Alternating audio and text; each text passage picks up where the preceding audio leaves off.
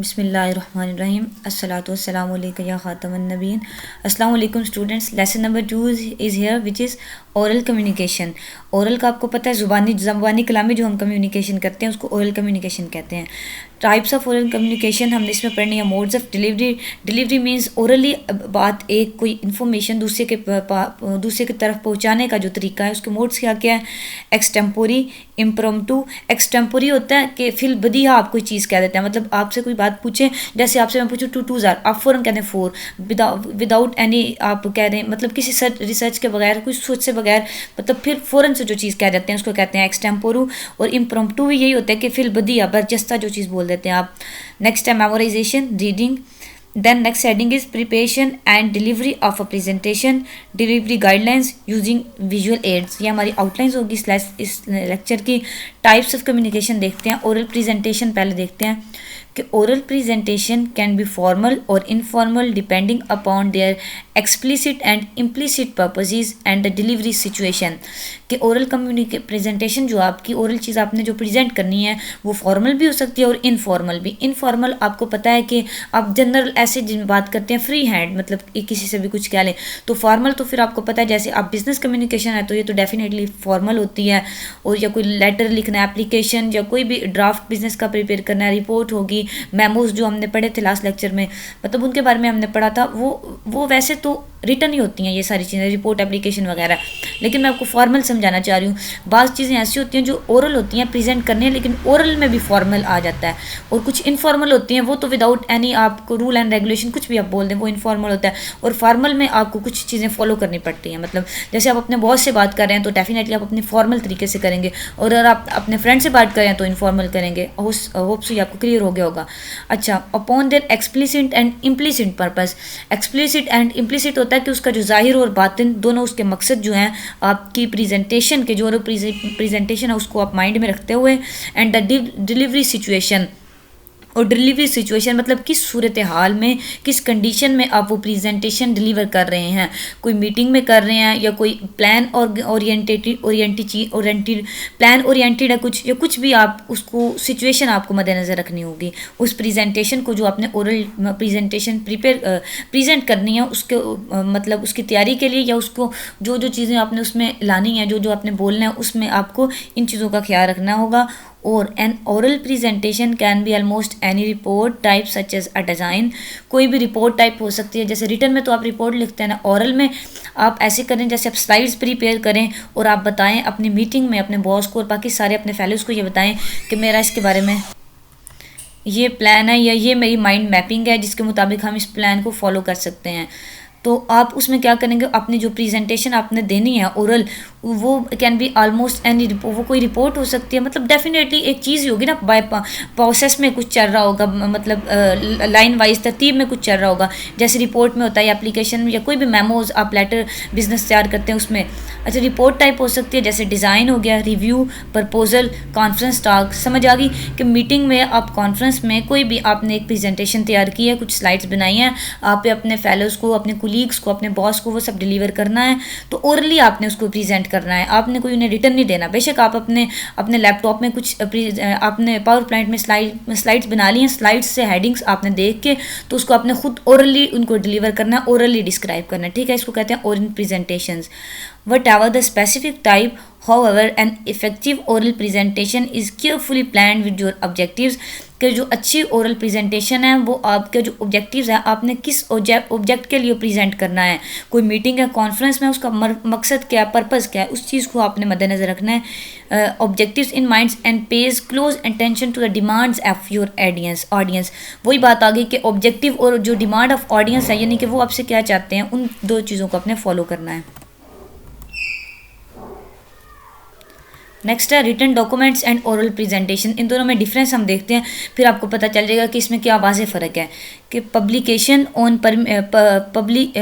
Publication permits potentially unlimited audience over time and place, कि आपने कोई रिटन डॉक्यूमेंट एक लिखा है, उसको आपने पब्लिश कर दिया है न्यूज़पेपर में, मैगजीन में, या कहीं भी आपने उसको पब्लिश कर दिया है, कहीं सोशल मीडिया पे आपने उसको पब्लिश कर दिया, तो क्या है, परमिट्स पोटेंशली अनलिमिटेड ऑडियंस, कि अनलिमिटेड लोग उसको देखते हैं। आपको नहीं पता कितने लोग उसको, न्यूज़पेपर को, उस मैगजीन को, या आपके उस पोस्ट को जो आपने सोशल मीडिया पर पब्लिश किया, कितने लोग देख रहे हैं, अनलिमिटेड ऑडियंस होते हैं। जबकि ओरल प्रेजेंटेशन में क्या होता है, audience generally limited to time and place of delivery, कि अगर आपकी मीटिंग है, कोई कंडक्ट हो रही है ऑफिस लेवल पे, बिजनेस मीटिंग कोई कंडक्ट हो रही है या कॉन्फ्रेंस है, तो आपके पता है जो सामने लोग बैठे होंगे, आपने उनके सामने प्रेजेंट करना है, उन्हें अपनी प्रेजेंटेशन देनी है, तो ऑडियंस इसमें क्या होते हैं, लिमिटेड होते हैं, कि एक टाइम खास मखसूस जगह पे वो लोग होते हैं, आपने उनको डिलीवर करना होता है। नो डायरेक्ट ऑडियंस इंटरेक्शन, तो डेफिनेटली जो कोई भी आपका डॉक्यूमेंट या आपका पब्लिश चीज़ जो देख रहा है, आपको उस बंदे के साथ या कोई भी वो ऑडियंस है उसके साथ डायरेक्ट इंटरेक्शन नहीं होता। और यहाँ क्या होता है, high level of audience interaction is possible, high level of interaction होता है, यानी कि कोई भी उसमें आपकी प्रेजेंटेशन के दौरान आपसे सवाल पूछ सकता है कि अगर आपने ये प्लान किया चीज़ तो ये क्यों किया, ये कैसे किया, इसका क्या आउटकम्स हैं या ड्रॉबैक्स क्या होंगे इसके। तो जबकि इधर ऐसा नहीं होता, इधर आपकी कोई डायरेक्ट इंटरेक्शन नहीं होता। नेक्स्ट इज़ रिफाइंड आर्गूमेंटेटिव स्ट्रक्चर, यानी कि आपने कोई चीज़ अगर पब्लिश किया, लिखी, उसमें आपको सॉलिड आर्गूमेंट्स देने पड़ेंगे अपनी बात को सपोर्ट करने के लिए। जबकि simple presentation of main points, oral में आपको ऐसा नहीं होता, आप सिर्फ सिंपल चीज़ प्रेजेंट करते हैं, क्योंकि अगर ऑडियंस में कोई क्यूरी हो या कोई एम्बिग्विटी हो किसी भी पॉइंट में, वो आपसे सवाल पूछ सकते हैं, इसलिए आप इतने ज़्यादा मतलब डीप नहीं जाते। जबकि रिटर्न में आपको सारी चीज़ों का ख्याल रखना होता है कि कोई भी पॉसिबल क्वेश्चन जो पढ़ने वाले के माइंड में आए, उसको आपने ऑलरेडी जो आपने पब्लिश चीज़ है उसमें आपने उसका रिस्पांस करना होता है। जबकि ओरल में ऐसा नहीं होता, आप सिंपली प्रेजेंट करते हैं। Large volume of detail information can be communicated, कि आपको डिटेल इन्फॉर्मेशन देनी पड़ती है, लार्ज वॉल्यूम यानी कि ढेर सारा कुछ लिखना पड़ता है, डिटेल। ज़्यादा सॉलिड आर्गूमेंट्स तभी होंगे ना जब आप उसको सॉलिड एविडेंस के साथ सपोर्ट करेंगे और large level of large volume of detail information आप प्रोवाइड करेंगे, तभी आपकी बात जो वो एक अथेंटिक समझी जाएगी। जबकि ओरल में होता है लिमिटेड इन्फॉर्मेशन ट्रांसफर, थोड़ी मोटी मोटी आप बातें बताते हैं कि इस पॉइंट्स के वाले से मेरा ये आइडिया, इसके मतलब as compare to written document आप इसमें लिमिटेड इन्फॉर्मेशन प्रोवाइड करते हैं ओरल में। प्रिसाइज सेंटेक्स एंड डिक्शन, और इसमें क्या होता है, कन्वर्शनल सेंटेक्स एंड डिक्शन, यानी कि जो आपका बात करने का स्टाइल है, जो वर्ड्स हैं, सेंटेंस एंड डिक्शन कहते हैं, जिस तरीके से आप बात कर रहे हैं, जो वोकैबुलरी चूज़ कर रहे हैं, या जो आपका मेथड है, इसमें आपका प्रिसाइज होगा, बाकायदा एक होगा, मतलब प्रॉपर तरीके से आप लिख रहे होंगे। जबकि बात करना का अंदाज आपका वो नहीं होता जो लिखने का होता है, वो डेफिनेटली एक थोड़ा सा इनफॉर्मल हो जाता है, थोड़ा सा लिखने से हट के, यानी कि थोड़ा सा बेकायदा इसमें हो जाते हैं अपनी बातों में, अपने वर्ड चूज़ करने में और सब कुछ में। एम्फेसिस ऑन टेक्स्ट, इसमें आपने टेक्स्ट पे एम्फेसाइज करना है और इसमें आपने विजुअल पे, यानी कि दूसरों के साथ आपका आई कांटेक्ट अच्छा हो और आपके विजुअल जो आपने प्रेजेंटेशन तैयार की है वो भी अच्छी होनी चाहिए। यानी कि आपने जो चीज़ बनाई है, जो लोग देख रहे हैं और आपको सुन भी रहे हैं, तो वो अच्छे से आपकी यानी कि पर्सनैलिटी भी ऐसी हो कि आप उनको प्रेजेंट कर सकें। ये ना हो आपने लैपटॉप मुँह अपना लैपटॉप की तरफ किया हो और बोल आप ऑडियंस के सामने रहो, मतलब आप में इतना कॉन्फिडेंस भी ना हो कि आप उनको देख के उनसे आई कॉन्टेक्ट करके उनको चीज़ डिलीवर कर सकें। तो विजुअल उनको विजुअल में मतलब वो कंफर्टेबल हों, तभी वो आपकी बात सुनेंगे, तभी समझेंगे। आप कॉन्फिडेंस के साथ उनको डिलीवर करें और जो आपने प्रेजेंटेशन प्रिपेयर की है वो भी अच्छी हो, ताकि उसको देख के वो इंटरेस्टेड हो आपकी प्रेजेंटेशन में और आपकी बात सुनने में। जबकि यहाँ ऐसा होता है कि वो सिर्फ टेक्स्ट ही देख रहे होते हैं, ज़ाहिर आप तो ना उन्हें नज़र आ रहे होते हैं, ना कोई उन्हें और चीज़ स्लाइड्स या कुछ भी ऐसा नज़र आ रहा होता है, सिर्फ टेक्स्ट जो आपका होता है पब्लिश वही उन्हें नज़र आ रहा होता है। तो इसमें उस पर ध्यान देना है और यहाँ विजुअल पे। और reader controls pace of presentation, और यहाँ क्या है, speaker controls pace of presentation, कि रीडर कंट्रोल कर रहा होता है कि आपने प्रेजेंट किस तरह से किया और उसको किस अंदाज में लेके जाना है, मोल्ड करना है। लेकिन यहाँ सारी लाइबिलिटी जो होती है स्पीकर पे होती है, इसलिए ये जो ओरल प्रेजेंटेशन से मच मोर डिफ़िकल्ट है। नेक्स्ट है effective oral communication is a combination of many skills. अच्छी ओरल कम्युनिकेशन ढेर सारी स्किल्स को मिला के बनती है। स्किल्स कौन कौन सी हैं? आउटलाइनिंग एंड प्लानिंग, आपको पता है ये दोनों चीज़ें क्या होती हैं। प्रिपेयरिंग ओवरहेड्स और अदर डिस्प्ले मीडिया, यानी कि ओवरहेड्स और अदर डिस्प्ले मीडिया वही बात जो मैं आपको बार बार बता रही हूँ कि अगर आपने पावर पॉइंट पे स्लाइड्स तैयार की है ना डिस्प्ले करने के लिए, या प्रोजेक्टर पे आपने समझाना है, या लैपटॉप पे, या किसी भी तरह, तो आप उसको इस तरह अच्छे से प्रिपेयर करेंगे ताकि देखने वाले उसमें इंटरेस्टेड हों, अट्रैक्टिव होना चाहिए आपका जो डिस्प्लेइंग मटीरियल है। नेक्स्ट है रिहर्सिंग एंड डिलीवरी, यानी कि जो चीज़ आपने प्रेजेंट करनी है, कम्युनिकेट करनी है, उसको आप बार बार रिहर्सल करें, तभी वो आपकी आप फ्रीक्वेंटली बोल सकेंगे उनके सामने, वरना आप कंफ्यूज हो जाएंगे। तो आप उसको पहले से प्रिपेयर खुद करें, खुद उस रिप्रेजेंटेशन को। और डिलीवरी यही कि आप उसको अच्छे से अपनी बात को डिलीवर कर सके, कम्युनिकेट कर सके अपने ऑडियंस तक। Formal and informal oral reports, an oral report में be delivered around a small table with just a few listeners, यानी कि आपकी एक छोटी आप मीटिंग ले लें, यानी कि 2-3-4 लोग हैं और उसमें आप सिर्फ एक टेबल पे बैठ के लोगों को बता रहे हैं कि मेरा इस बारे में ये पॉइंट है, इस बारे में ये आइडिया, इस बारे में मेरा ये प्लान है। ये एक होगी आपकी स्मॉल टेबल मीटिंग। और इन अ लार्ज ऑडिटोरियम और hundreds of people, large auditorium में हो जहाँ आपकी कंपनी के सारे एम्प्लॉयज़ बैठे हों, बॉस से लेकर नीचे वर्कर तक, क्लर्क, उसमें डायरेक्टर, डिप्टी सारे इंक्लूड हों, तो आपको उन सब के सामने कुछ प्रेजेंट करना हो लैपटॉप पे या फिर आप कह सकते हैं प्रोजेक्टर पे, तो फिर वो आपका लार्ज ऑडिटोरियम में होगी आपकी जो ओरल प्रेजेंटेशन है। और डेफिनेटली फिर उसको प्रेजेंट करने के लिए आपको अलहदा से ज़्यादा स्किल चाहिए एज़ कम्पेयर टू जो आपको स्मॉल टेबल पे प्रेजेंट करना है, उसमें आपको कम स्किल चाहिए होंगी। तो दोनों में डिफरेंस है। Formal oral reports are usually prepared well in advance of presentation and are therefore well rehearsed. तो जो फॉर्मल ओरल रिपोर्ट्स होती है वो कह रहे हैं कि वो ज़्यादा वेल रिहर्स होनी चाहिए, आपको उसकी बार बार प्रैक्टिस पहले से करनी चाहिए, पहले ज़्यादा मशक करनी चाहिए ताकि उसको ज़्यादा अच्छे से परफॉर्म कर सकें। और क्या होता है, usually prepared well in advance of presentation and are therefore, कि एडवांस ऑफ प्रेजेंटेशन यानी कि बहुत ज़्यादा अच्छी तरह उसको प्रेजेंट करना है, एडवांस लेवल का पे जाके आपने उसको प्रेजेंट करना है फॉर्मल रिपोर्ट को। फॉर्मल बता ही रही है कि आपको उसमें जो रूल्स एंड रेगुलेशन है, जो कानून कायदे हैं, वो सारे फॉलो करने हैं, इसलिए आपको उस पर प्रैक्टिस भी ज़्यादा करनी है और प्रिपेयर भी अच्छे से करना है। Your manner of delivery is extremely important in a formal oral report situation. Formal oral report situation में आपका जो मैनर ऑफ डिलीवरी है, जिस तरह से आप अपना इंफॉर्मेशन, अपना नॉलेज, अपने आइडियाज़, अपनी प्लानिंग डिलीवर कर रहे हैं, दूसरों तक पहुंचा रहे हैं, वो आपका जो मैनर है वो एक्सट्रीमली इंपॉर्टेंट, बहुत ज़्यादा इंपॉर्टेंट है, बहुत ज़्यादा अहमियत का हामिल है। इवन कि ऐसा होता है कि अगर आप प्रेजेंट कर रहे हैं ना कुछ, आपकी तो यूनिवर्सिटी में नहीं, लेकिन वैसे यूनिवर्सिटीज़ जो फिजिकल क्लासेज जिनमें होती है ना, कि आपकी जब प्रेजेंटेशन होती है, आपने जब के सामने जाके सारी क्लास के सामने वो प्रेजेंटेशन होती है ना, तो उसमें भी आपका ड्रेस कोड, आपका बोलने का स्टाइल, ये सारी चीज़ें उसके मार्क्स होते हैं, सबके ये सारी चीज़ें कंसीडर होती हैं। और यहाँ तो फिर हम बिजनेस कम्युनिकेशन पढ़ रहे हैं, इसमें तो ह्यूज लेवल पे आपकी ये सारी चीज़ें देखी जाएंगी ना। तो यहाँ सिर्फ वही बताया जाए कि मैनर ऑफ डिलीवरी जो है ना वो एक्सट्रीमली इंपॉर्टेंट है।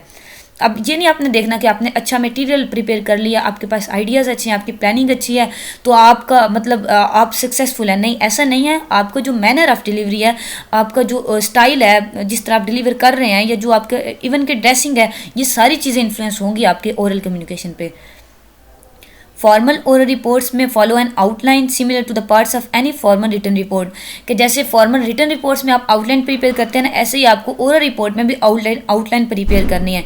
डेफिनेटली आपके पास हिंट्स होंगे ना कि पहले मैंने इस बारे में बोलना है, दूसरा इस बारे में, जैसे हम लिखने में आउटलाइंस बनाते थे, ऐसे आपको बोलने में भी आउटलाइन होंगी, तो आप आसानी से बोल पाएंगे ना, बट जस्ता हर बात अपनी अगली बात से कनेक्ट करते जाएंगे, कन्फ्यूज़ नहीं होंगे। And may be presented to an audience of one's peers or to an interested general or mixed audience. तो ऐसे है कि फॉर्मल रिपोर्ट्स या तो आप अपने पीयर्स कहते हैं, जो आपके फ्रेंड्स का सर्कल है, यानी कि सिर्फ आपके कुलीग्स, फ्रेंड्स जो हैं उनको आप प्रेजेंट करेंगे, या फिर interested general or mixed audience, और ढेर सारे ऑडियंस होंगे general or mix in a setting such as large auditorium or hall, यानी कि आपकी कंपनी की तरफ से लार्ज ऑडिटोरियम में या लार्ज हॉल में कोई मीटिंग अरेंज हुई है, तो आपको उस मीटिंग को कंडक्ट करना है। तो ज़ाहिर है आपको वो सारे के सारे लोग जितने भी आए होंगे, अब वो सारे वर्कर्स तो आपके नहीं ना होंगे, वो बाकी सारे लोग, तो आपको उनको फेस करना पड़ेगा। तो आप उनको किस तरह करेंगे, ये आपकी ओरल कम्युनिकेशन, आपकी स्किल्स पे डिपेंड करता है। आगे नेक्स्ट है informal oral reports. Informal oral reports are generally characterized by small group settings with a high degree of audience interaction। कि informal oral reports आपने small group में small table conference में present करनी होती है। उसमें क्या होता है, high degree of audience interaction, यानी कि हमने ऊपर पढ़ा एक हॉल में या एक ऑडिटोरियम में आप जो फॉर्मल रिपोर्ट प्रेजेंट करते हैं ज़्यादा ऑडियंस को, तो उस अब देखो अगर 2, 3 या 400 भी ऑडियंस होंगे एक ऑडिटोरियम में, तो आपके साथ वो इंटरेक्शन आपका उनके साथ नहीं होगा जो आपका स्मॉल ग्रुप के साथ इंटरेक्शन होगा।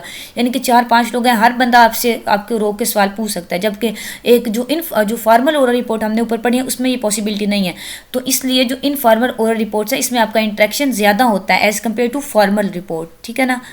And relax manner of delivery and dress. तो आपका डिलीवरी का मैनर भी यहाँ रिलैक्स होगा, यानी कि आप इजी होकर एक टेबल पर बैठ के अपने दोस्तों से जैसे गपशप करते हैं ऐसे ही आप अपनी रिपोर्ट भी इसमें डिलीवर कर देंगे, उनको प्रेजेंट कर देंगे, ठीक है।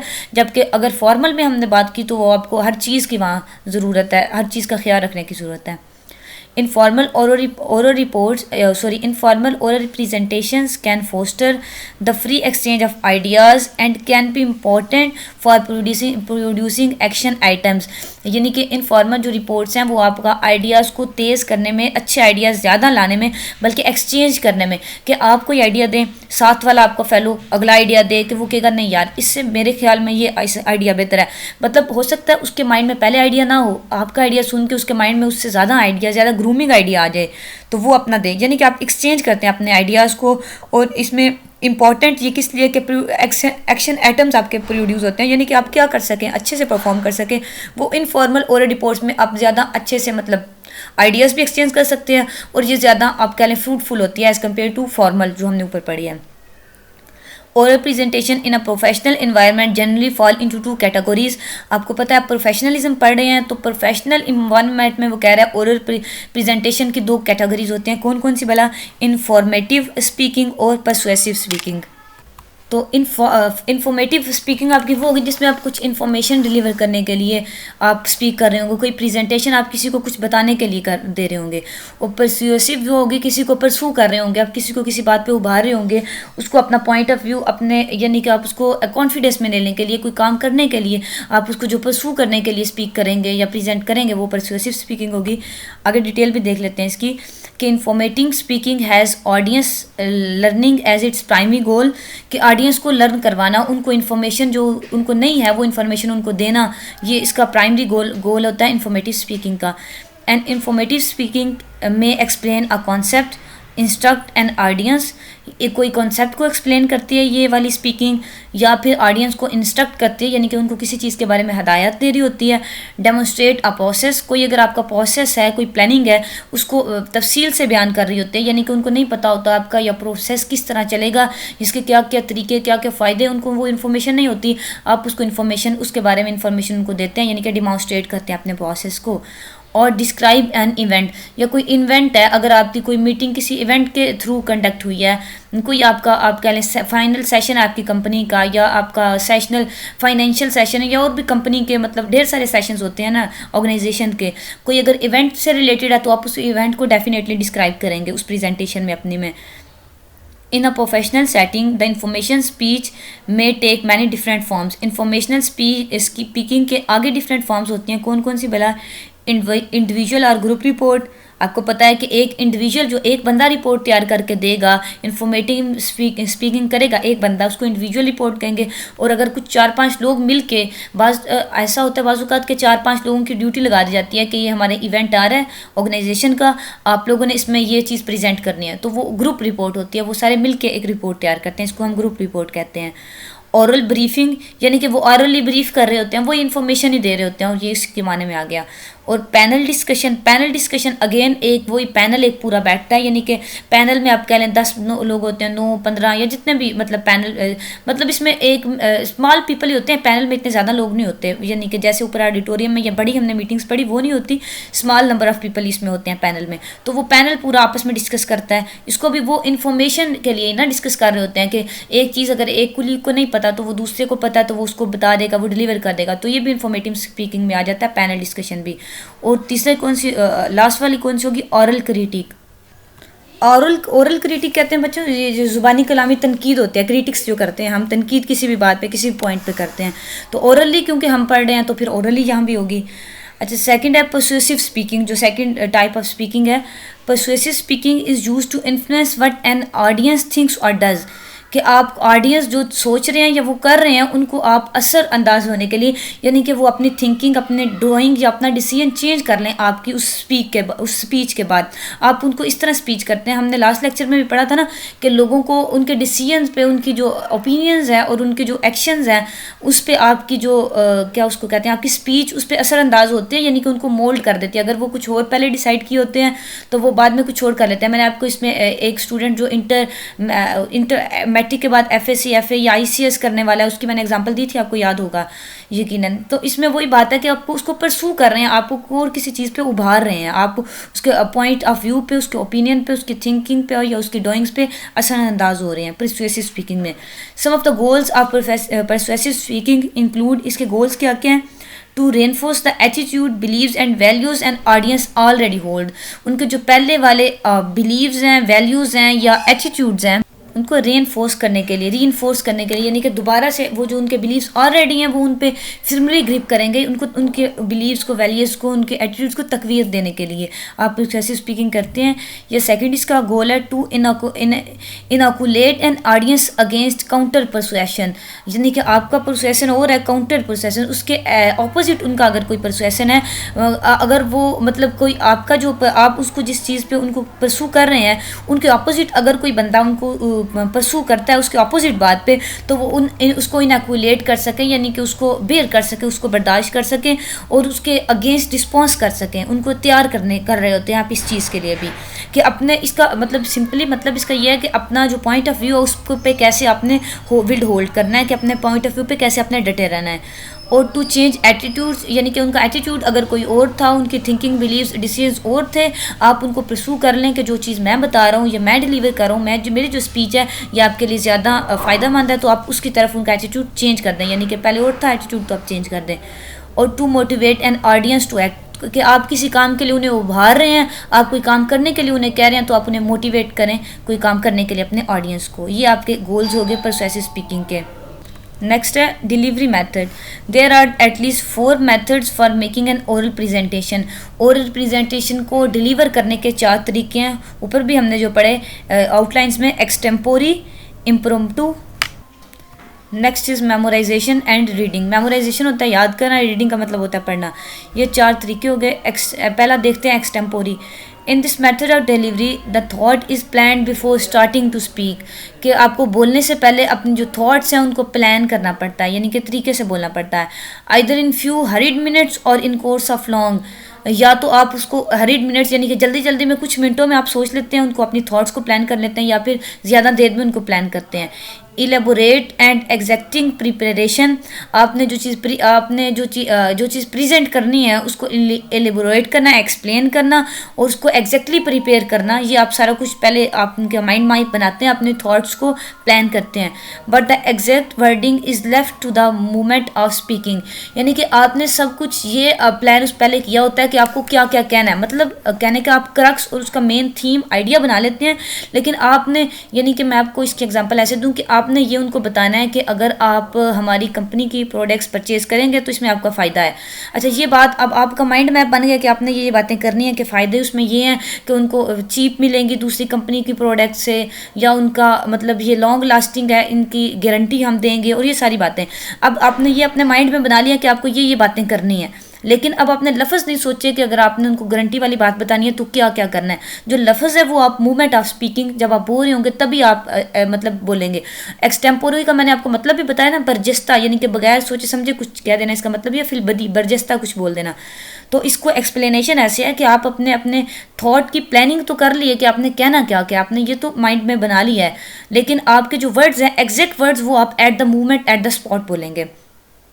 The extemporaneous method involves significant effort but results in a degree of quality that tells your audience that you care about them।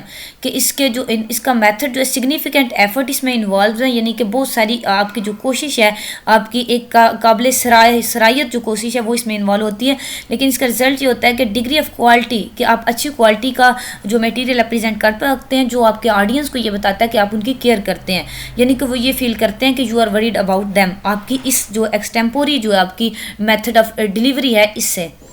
अब it requires the detail laying out of the presentation from beginning to end. तो पहले तो आपको details अपनी presentation की चाहिए जो आपने बिगिनिंग से एंड तक करनी है। डिटेल्स वही कि आपकी थॉट को प्लान होना चाहिए, आपकी माइंड की प्लानिंग, आपकी थॉट प्लानिंग होनी चाहिए। Doing your homework to fill in your knowledge gaps, आपका नॉलेज गैप्स, यानी कि अगर आपको कोई चीज़ के बारे में, अपनी कंपनी के किसी प्रोडक्ट के बारे में डिटेल से इल्म नहीं है ना, तो आप होमवर्क यहाँ ये वाला स्कूल वाला होमवर्क या मुराद नहीं, यहाँ से ये होमवर्क मुराद है कि आप अपनी उस प्रेजेंटेशन से पहले कुछ होमवर्क करें, कुछ सर्च करें, कोई चीज़ें जिनके बारे में आपको नॉलेज नहीं है उनको आप उसको नॉलेज उस गैप को अपने उसको फिल करने के लिए आप कुछ होमवर्क करें, यानी कि आपकी वो चीज़ें फुलफिल हो जाएँ ताकि आप एट द स्पॉट अच्छे से वर्ड्स बोल सकें। और the use of 3x×5 cue cards or similar method to jog your memory on specifics and keep your presentation on track। Means आप इस तरह करें, 3/5 क्यू कार्ड्स प्रिपेयर कर लें। ये 3/5 क्यू कार्ड्स, ये यहाँ ये वर्ड यूज़ हुआ है कि आप अगर माइक्रोसॉफ्ट ऑफिस डेफिनेटली आप सारे यूज़ करते होंगे, उसमें ना ऊपर सेटिंग्स में या होम में होती है ना ढेर सारे ऑप्शन, पेज लेआउट में जाके साइज़ का ऑप्शन आता है, तो साइज़ में जाके आप ना आगे कर लेते हैं, उसमें आता है कि आप कितना रखना चाहेंगे उस साइज़ में। ये 3/5 क्यू कार्ड्स उसमें, यानी कि 3/5 आपकी जो लेआउट होती है ना साइज़ में, वो आप उतनी लेआउट करके तो उसमें आप कार्ड्स यानी कि आप नोट्स एक प्रिपेयर कर सकते हैं। अब अगर तो मैं ऑफिस खोल के आपको समझा दूँ तो भी ठीक है, नहीं तो होप सो आपको ऐसे भी समझ आ गया होगा। मतलब ये 3/5 क्यू कार्ड्स का ये मतलब है कि एक पेज लेआउट है, उसमें स्पेस लेआउट, उसमें साइज़ पे जाएँ, एक तरीका है ऐसा, यानी कि आपका पेज उस तरह से प्रिपेयर होता है। आप या तो अपने जो आपके पास डिवाइस है उसमें ये कार्ड्स प्रिपेयर कर लें, या आप फिजिकली भी, यानी कि आप उतना पेज साइज लेके भी कार्ड्स प्रिपेयर कर सकते हैं। मतलब छोटे छोटे कार्ड्स आप वो प्रिपेयर कर लें, जैसे आप देखते होंगे टॉक शोज देखते होंगे टीवी में, उसमें वो उसने होस्ट ने कार्ड्स पकड़े होते हैं ना, वो भी क्यू कार्ड्स में आ सकते हैं। मतलब उससे आप इसको समझ लें कि आप इस तरह के कार्ड्स प्रिपेयर कर लें। किस लिए बोला? To jog your memory on specifics, यानी कि खास खास चीज़ें हैं आप उस कार्ड पे ज़ाहिर आप डिटेल तो लिख भी नहीं सकते, हेडिंग से लिखेंगे ना खास खास चीज़ें उन क्यू कार्ड्स पे, तो आप जब वो क्यू कार्ड पे वो चीज़ देखेंगे तो आपकी मेमोरी को जॉग आउट हो जाएगी, यानी कि आपको सारी बात याद आ जाएगी और फिर आप पैसे एक्सप्लेन कर देंगे। ठीक है, ये क्यू कार्ड्स एक बनाएं इस मेथड ऑफ डिलीवरी में। नेक्स्ट है impromptu. The impromptu speech is given without any advance preparation. अच्छा, मैंने आपको बताया एक्सटेम्पोरी का भी मतलब फिलबदिया होता है, इसका भी यही बरजस्ता फिलबदिया मतलब है, लेकिन इनके क्योंकि इंग्लिश में एक्सपेल में फ़र्क है तो स्पेलिंग्स में फ़र्क है, तो फिर इनके मफहूम में फ़र्क है। इसका मफहूम ये है कि आप जो सिर्फ वर्ड्स हैं ना आपके, जो लफ्ज़ आप यूज़ कर रहे हैं वो आप एट द मोमेंट ले आएँ, पहले आप थॉट प्लानिंग कर लें। लेकिन इसका ये मतलब है कि विदाउट एनी एडवांस, ना आपने कोई थॉट प्लान किया, ना माइंड में कुछ भी ना बनाओ, वो वर्ड्स भी ना सोचो, कुछ भी ना सोचो, सब कुछ आप एट द स्पॉट कहें। तो एनी नोट्स और अदर एडिशनल मटेरियल, ना इसमें कोई आप क्यू कार्ड्स बनाते हैं, ना कोई नोट्स, ना कोई मटेरियल, कुछ भी नहीं इसमें आप करते। It is a spontaneous reaction to the topic at hand which में introduce an interesting turn to the discussion. यानी कि ये आपका मतलब, मैं इसको इतना भी इम्प्रॉम्प्टू नहीं समझूंगी, बिकॉज अगर आप एम्प्लॉयमेंट हैं, आप एक कंपनी में काम कर रहे हैं और आपको पता है कि आपने जाके कुछ प्रेजेंट करना है, तो आप जितने मर्जी मास्टर हो अपनी स्किल में, आप कुछ थोड़ा सा तो उसको करेंगे ना डिस्कस, या आप उसको थोड़ा सा ना भी देखें, लेकिन आपका जो बैकग्राउंड नॉलेज है वो आपको इसमें इम्प्रॉम्प्टू में ना आपकी हेल्प करता है कि आप एट द स्पॉट कुछ भी बोल देते हैं। आपने ना कुछ प्रिपेयर किया होता है, ना कोई नोट्स, ना कोई मटेरियल होता है, कुछ भी नहीं होता, आप सारा एट द स्पॉट करते हैं। ठीक है, तो ये कह रहा है कि ये जो मैथड है ये डिस्कशन को इंटरेस्टिंग बना देता है। Next is memorisation. A memorized speech is a speech that is recited from memory rather than read from cue cards or using the assistance of notes। यानी कि मेमोराइजेशन का आपको पता है याद करना ज़ुबानी, तो ये ऐसी स्पीच होती है जो आपने पहले से याद की होती है, मतलब सारी लाइनें आपने तरतीब में याद की होती हैं, आप ऐसे ही उनको जाके सामने बोल देते हैं। तो ये कि आप रिसाइट उसको कर देते हैं। रिसाइट का मतलब होता है ना कि आप तलावत कर रहे होते हैं, कि जो लिखा हुआ है, जो आपने पहले से याद किया हुआ है ना, उसको एज इट इज़ आंखें बंद करके आप सुना दें, रट्टू की तोते की तरह। आपने सब कुछ एक किस्म का क्रैम किया होता है इसमें, तो ना कोई कार्ड की, ना किसी क्लू की, ना किसी नोट्स की, किसी चीज़ की आपको इसमें ज़रूरत नहीं पड़ती। कि this method of speech delivery does not come as highly recommended as other methods. तो इसको दूसरे मेथड्स के मतलब उनके कंपैरिजन में इसको हाई रिकमेंड नहीं किया जाता, क्योंकि ये चीज़ इतनी इफेक्टिव नहीं होती मेमोराइजेशन कि आपने कुछ सब रटा हो और आप जाके ऐसे ही बोल दें, तो ये चीज़ आपको पता है कि इतनी इफेक्ट नहीं करती कि जैसे आप दूसरी तरह और जो मेथड ऑफ डिलीवरी हैं उनमें आप जितना इन्फ्लुएंस कर सकते हैं, इसमें आप इतना इन्फ्लुएंस नहीं कर सकते। The memorisation method is risky. एक तो ये रिस्की है कि आप एट द स्पॉट इतने ढेर सारी ऑडियंस को देख के या आप कोई चीज़ पे कंफ्यूज हो जाएं, तो आप एक लाइन भूलें तो आपको सारा ही आपका सबक भूल जाए, रिस्की है ना। You can loss your place और लीव समथिंग आउट एंड, कि आप अपनी प्लेस या आपने जहाँ बैठ के याद किया हो सकता है वहाँ बैठ के आप अच्छे से पढ़ लें, लेकिन जब आप मीटिंग हॉल में जाएँ, कॉन्फ्रेंस हॉल में, आप भूल जाएँ चीज़ें, या कोई चीज़ उसमें से भूल जाएं, इन पैनिक या पैनिक भी ये कहते हैं ना कि आप पैनिक हो जाएं, कि आप इतने लोगों को देख के कंफ्यूज हो जाएं, पैनिक हो जाएं, तो आपको वो याद ना रह पाए। You might revert to the impromptu method resulting in disaster. तो आप इम्प्रम्प्टू मैथड में, यानी कि आपको वो पहला मेमोराइज किया हुआ सारा भूल जाए, तो आप इम्प्रम्प्टू मैथड को अडॉप्ट कर लें, तो आपको ना फिर ये रहेगा ना इम्प्रम्प्टू रहेगा, दोनों में से कोई भी नहीं रहेगा, और रिजल्ट क्या होगा, डिजास्टर, यानी कि सब कुछ तबाह बर्बाद, आपकी स्पीच जो है बिल्कुल ख़राब हो जाएगी। Last method of delivery is reading. The drawback of reading is that when you read your speech, you are communicating with the text instead of the audience। यानी कि आपने एक बड़ा सा पर्चा तैयार करके सामने रखा हुआ है, आप उसको देख के पढ़ी जा रहे हैं, रीड करी जा रहे हैं लफ्ज़। तो इसका ड्रॉबैक सबसे बड़ा ये है कि आप अपने टेक्स्ट से आप इंटरेक्ट कर रहे होते हैं, ना कि आप ऑडियंस के। आपका ध्यान होता है टेक्स्ट की तरफ, जो आपने लिखा हुआ है ना उसकी तरफ देख के जब आप रीड कर रहे हैं, तो डेफिनेटली आपको नहीं पता कोई सो रहा है, कोई सुन रहा है, कोई आपकी तरफ देख रहा है, कोई नहीं देख रहा है, कोई आपको बुला रहा है, इशारे कर रहा है, या कुछ भी नहीं। आपका ध्यान सारा टेक्स्ट की तरफ होता है, आप वो सबक पढ़ रहे होते हैं। तो इसका सबसे बड़ा ये ड्रॉबैक है, आप ऑडियंस के साथ इंटरेक्ट ही नहीं कर पाते। तो जब उनके साथ इंटरेक्शन ही नहीं आपका होता, तो वो कैसे आपकी बात को अंडरस्टैंड कर पाएंगे। No wise speakers often believe that if they memorize their speeches by reading them over and over word by word, they will be able to stand up and deliver the speech verbatim without reading। यानी कि novice speakers जो हैं, यानी कि जो नए नए speakers हैं, वो ये इस चीज़ बात पे बिलीव करते हैं कि वो अगर अपनी स्पीच को word by word read over करेंगे ना ऑडियंस के सामने, तो क्या होगा, stand up and deliver the speech verbatim. तो लफ्ज़ बाय लफ्ज़ वो अपनी सारी बात को वर्ड बाय वर्ड ऑडियंस को डिलीवर कर पाएंगे। लेकिन क्या होता है, it is a great idea but it just does not work. ये आइडिया तो बहुत अच्छा है, लेकिन ये काम नहीं करता। क्यों भला? क्योंकि उनके साथ आपका इंटरेक्शन नहीं होता, जो कि सबसे मोस्ट इम्पॉर्टेंट फैक्टर है कम्युनिकेशन का, इंटरेक्शन वो नहीं होता, तो आपका ये ग्रेट आइडिया यहाँ काम नहीं करेगा। If you practice by reading from a written manuscript, अगर आप एक रिटन मैन्यूस्क्रिप्ट एक आपने प्रिपेयर किया है, उससे आप रीडिंग की प्रैक्टिस करेंगे, तो you will become so devoted to the paper. आप क्या होगा, पेपर की तरफ डिवोट हो जाएंगे, दैट इट विल बी विचुअली impossible to break away from it. यानी कि आप पेपर पे डिपेंडेंट हो जाएंगे ना। अगर आप मैन्यूस्क्रिप्ट से ही अपनी प्रेजेंटेशन की प्रैक्टिस करते रहेंगे और ज़ुबानी प्रैक्टिस भी नहीं करेंगे, तो फिर आप उस पर डिपेंडेंट हो जाएंगे, और कॉन्फ्रेंस हॉल में भी जाके आप उस पेपर को ही रखेंगे, तो आपका इंटरेक्शन ऑडियंस से ज़ीरो होगा, और वो आपकी बात को अंडरस्टैंड डेफिनेटली नहीं कर पाएंगे। You also lose most of the expensiveness and engaging body language that make speeches work in the first place. कि बॉडी लैंग्वेज में आपकी ड्रेसिंग आ सकती है। आप हाथ कर रहे हैं ना, कि आप इशारा कर रहे हैं कि ये चीज़ ऐसी होनी चाहिए, ये ऐसी होनी चाहिए। किसी बात पे आपकी टोन ऊंची हो रही है आवाज़ की, जिस पे आप जोर देना चाह रहे हैं, उसको आप रिपीट कर रहे हैं। और ख़ास तौर पे जो आपकी बॉडी लैंग्वेज है, उसमें आपकी ड्रेसिंग, आपके हाथों के इशारे, आपकी आई कांटेक्ट, देखने का स्टाइल, आप कितना फेस इस तरफ टर्न कर रहे हैं, और सारे ऑडियंस को आप इंटरेक्ट कर रहे हैं या नहीं, ये सारी चीज़ें आपके बॉडी लैंग्वेज में आ जाती हैं। तो वो कह रहे हैं आपकी जो रीडिंग वाला मेथड है, इसमें आप अपने बॉडी लैंग्वेज, सबसे एक्सपेंसिव वो सबसे इंगेजिंग जो मेथड है ना कम्युनिकेशन का, बॉडी लैंग्वेज सबसे इंपॉर्टेंट चीज़ है, इसको आप लूज़ कर देते हैं। तो जब आपकी बॉडी लैंग्वेज ही नहीं है, यानी कि वही बात, जब इंटरेक्शन ही आपका अच्छा नहीं है, तो आप डेफिनेटली अपना मटेरियल डिलीवर तो बेशक आप कर लें, लेकिन इफेक्टिव डिलीवरी आपकी नहीं होगी, और ना आपके ऑडियंस को समझ में आएगा। ठीक है, तो इसका बाकी पार्ट हम इंशाल्लाह नेक्स्ट लेक्चर में करेंगे, नेक्स्ट वीडियो में करेंगे। That's for today, take care of yourself, अल्लाह हाफिज़।